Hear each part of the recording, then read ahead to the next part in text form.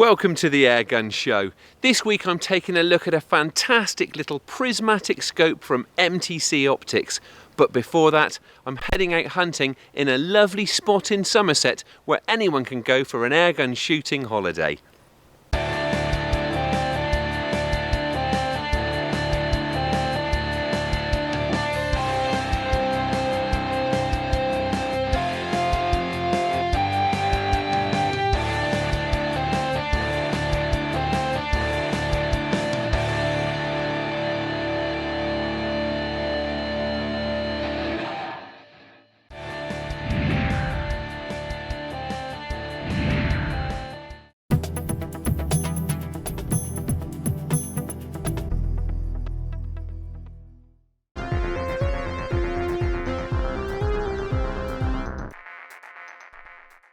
Right, well we're about to head out on a bit of an unplanned hunting session. We're at Pike Farm in Somerset today, and that's the home of Tower Guns, where we film a lot of the Airgun Show reviews. Now, we've been filming a review earlier today, finished a bit early, and Ro Norman, the owner, has said we can have a few hours in the woods if we fancy. Now, I've got my hunting gear with me, so I thought it'd be rude to turn down that offer. Also, you can come here for airgun hunting holidays. So we thought, apart from giving us something to do for a few hours, it would also give you a bit of an insight as to what to expect if you're thinking about coming here. The gear that I've managed to rummage from my car boot is my FX Impact Mark II, and that's kitted up with the PAO Topaz compact scope that I've been using a few times of late, and that's securely attached as ever with Sports Match scope mounts. Now, one thing that really is worth pointing out is that this is not the high-powered FX Impact that I've been using recently for testing slugs. This is my usual 177 12 foot-pound impact, which should be more than enough gun for the sort of shooting we're planning to do this afternoon. There's all sorts to go at here: rabbits, rats, corvids, wood pigeons. I'm expecting the bulk of the sport to come from grey squirrels this afternoon though. It is trying to rain, but the forecast is fairly good, so while it's still dry, we're going to get cracking.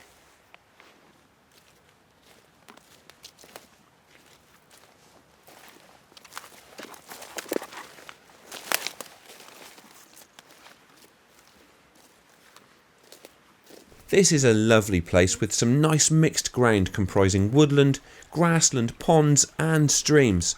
I have shot here before, but I want to begin this session with a bit of a look round.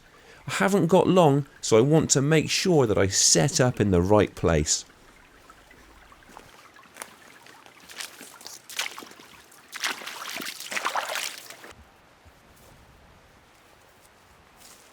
I'm just kicking off by having a bit of a nose around the woods, and my advice to anybody that comes here for a holiday would be to do the same thing. Now, there's plenty of quarry to go at here, but we all know that it takes a while to get the best out of any kind of new permission. So it really pays to just spend some time familiarising yourself with the place. If I were here for a week, I'd probably spend the first day or two, with or without the gun, just mooching around and getting the lie of the land so I can work out where best to spend my time during the rest of the break. Now, I haven't got the luxury of that sort of time today, but I'm still just spending some time having a rove and getting a feel for the place. Now, I have shot here before. There's a spot I've earmarked already. I don't think we're going to settle in here, but there are plenty of clues. You've got two pheasant feeders here and a big tree that's really clad in ivy. Now, those pheasant feeders are almost certain to attract grey squirrels and probably rats at night as well. And that ivy-clad tree, I wouldn't be at all surprised if there was a squirrel stray in there. And later on in the evening, when the pigeons are coming in to roost, that's the sort of cover that they're going to be looking for.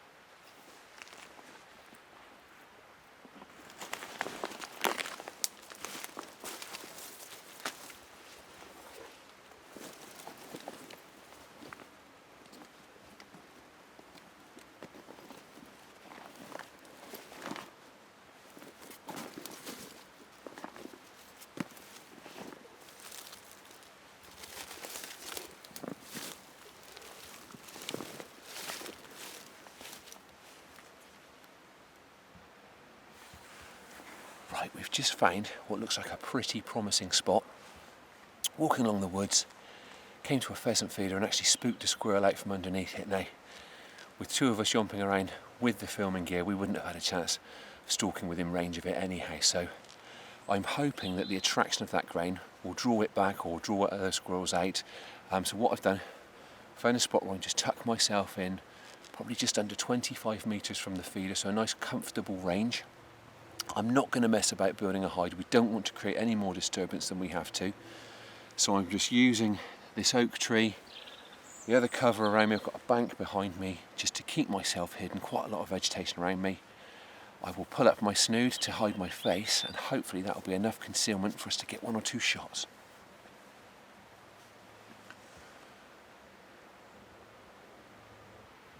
As long as you keep still and quiet, it's surprising how quickly animals will venture back out to feed after the disturbance of your arrival has passed. It's not very long before we see some activity at the feeder, though it's not the squirrels that we were expecting.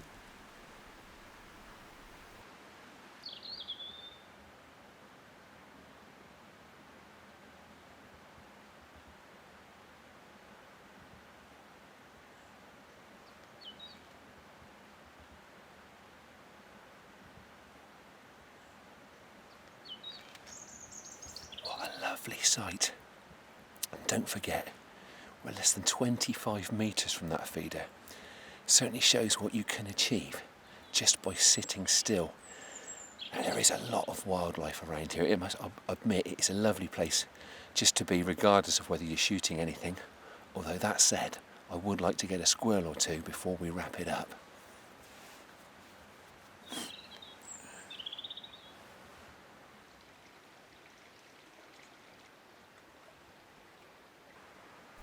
There are squirrels around, but I can't get a reliable shot at them up in the treetops. But it's a really cold afternoon, and it isn't long before one comes down to the feeder in search of some sustenance.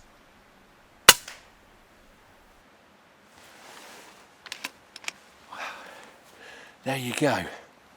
I can't guarantee that that was the squirrel that we'd spooked away from the feeder when we arrived, but you can usually count on the attraction of that wheat. Now, that one was a little bit fidgety, wouldn't show me its head.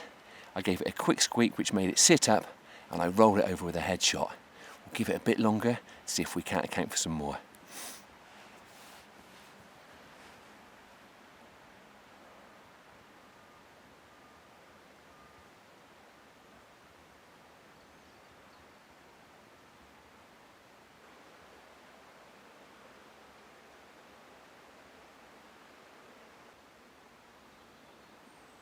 Light levels are dropping now, and this can be the best time for targeting grain robbing squirrels on cold days, as they usually like to head out for a late binge before night closes in.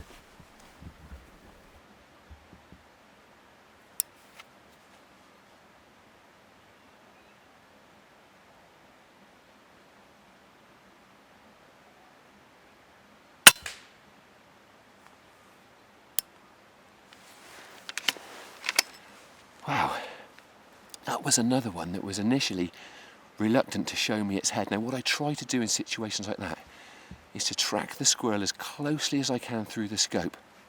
So if it does sit up, I'm ready to take the shot quickly, and it certainly worked with that one.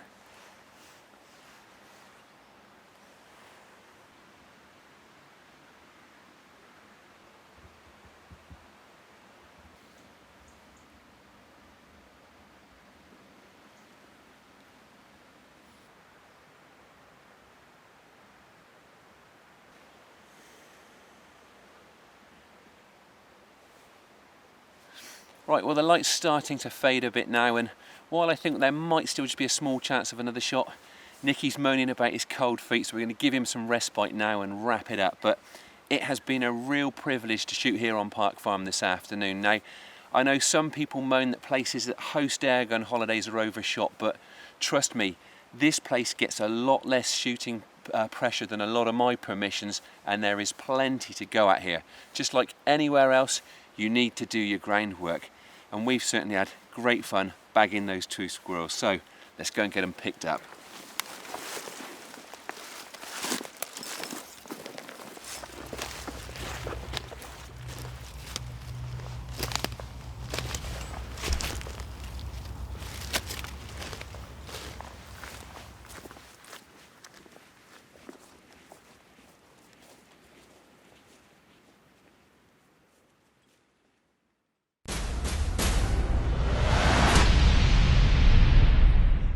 A lovely couple of hours targeting the grey squirrels at Pike Farm there. And now it's the Airgun Show news. This is the Airgun Show news.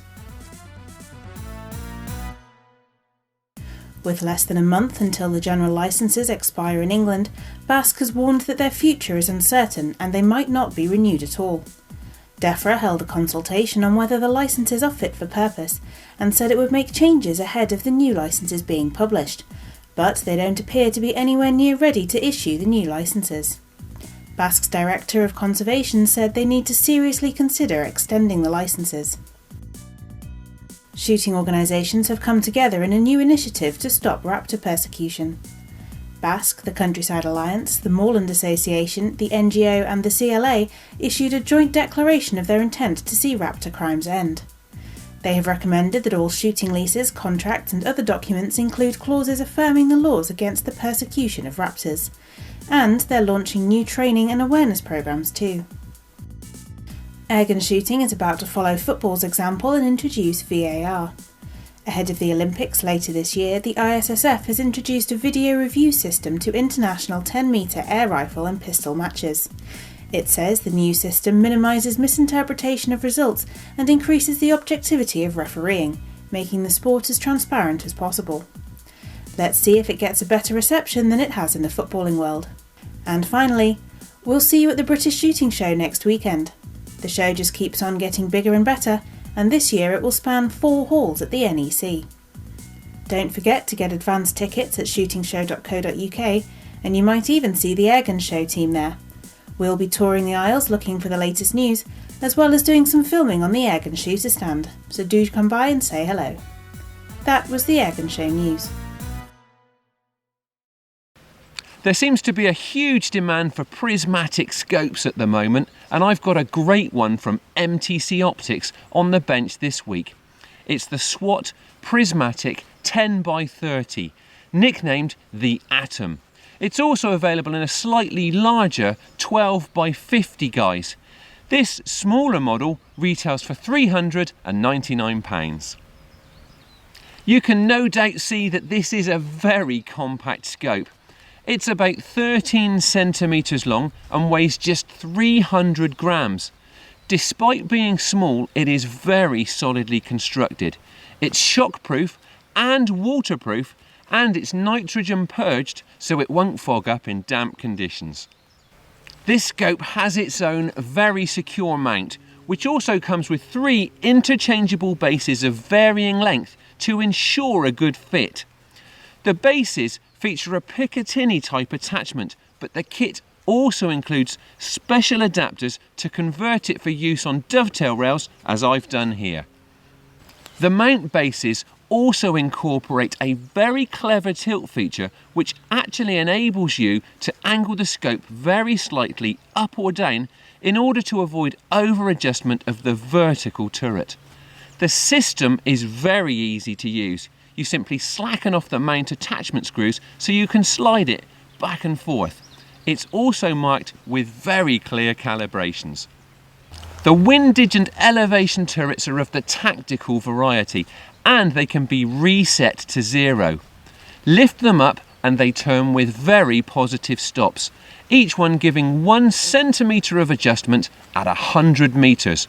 Pop them back down and they snap very securely into place. One of the key features of prismatic scopes is that they give a very wide field of view, which greatly improves target acquisition.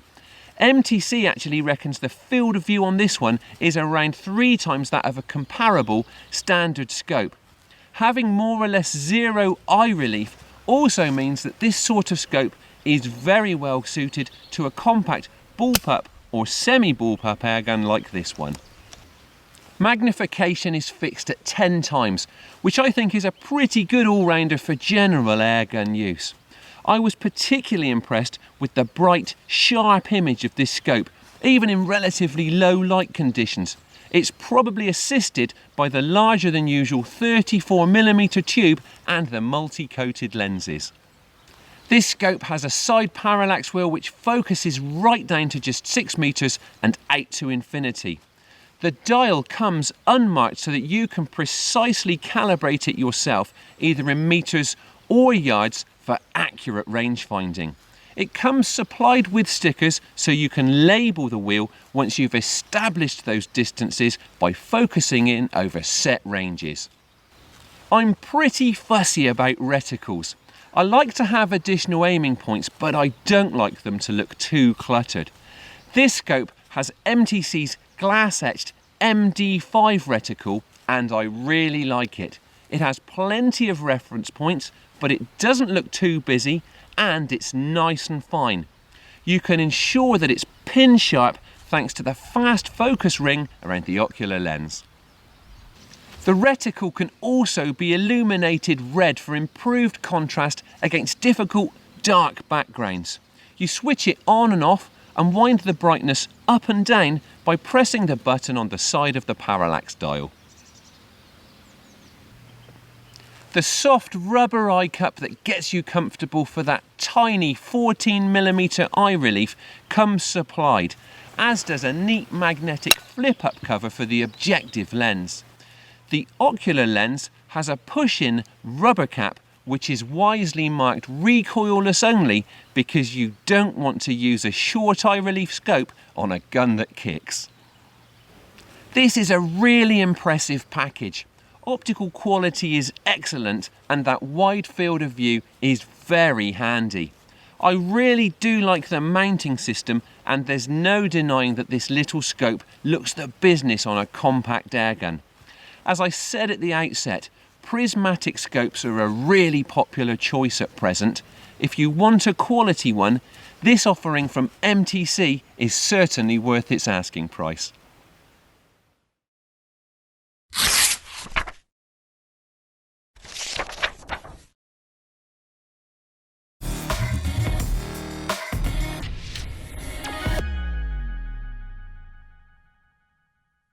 Look out for the new and improved Airgun Shooter magazine, packed full of technique, gear and insight from some of the best shooters in the industry.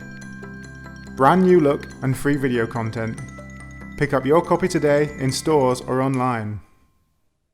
That's all for this week, but we'll be back again in a fortnight. Thank you for watching, and please don't forget to like us on Facebook and follow us on Twitter. And if you aren't already a member of the BASC, have a look at their website and check out the benefits that you could be taking advantage of through Airgun membership.